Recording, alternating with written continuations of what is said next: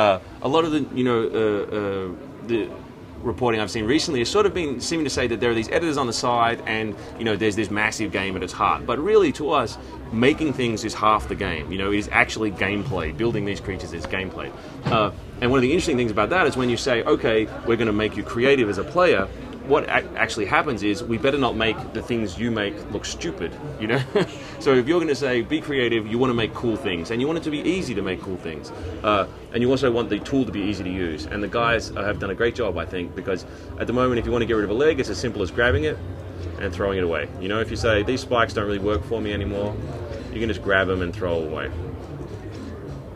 If you want to change the spine, you simply grab it, retract, and then say, I'll draw the shape that I want the spine to be. If you want something to be larger, you just scale it with the mouse wheel. If you want to replace something, you can just stomp it. And there's about 400 parts in the editor, base parts, which is really a big number to start with, but they all have different morph channels. And all these morph channels mean that there's actually virtually an infinite amount of content you can get in there, because you can put these parts wherever you like, you can scale them, move them, rotate them, morph them all over the place. One other cool thing is, lots of games make the player feel stupid. They basically say, here's the right way to play it, and if you don't do it exactly this way, we're going to put up a big game over screen and kick you out. Spore is trying to say, no, the player should always be, the player should always feel like they're smart, So anything that you do, we're going to support. So if you say, you know what, my creature has one giant eye, and he has a mouth on his butt, then we're going to say that's perfectly fine. This creature is valid. Just like the last creature you made, this creature is valid. He can still eat, he can still call out to his friends and still do all the things you saw the last creature do.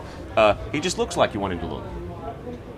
The texturing is the same. We're trying to make you feel smart. If you say, I want to change that yellow to a blue, you don't want it to be a flat blue, you know what I mean? So we give you the blue you asked for, but we make sure that it looks cool. There's actually a gradient of blue that surrounds that. There's actually a bit of depth to it. The artists have done a great job there. When you take that back into the game, I'll skip the baby part, blinding white light. And here you can see, it knows, the little head knows it's the head, and so I can move that and it will track my mouse cursor. It knows the head is where the mouth is, and if I tell it to call,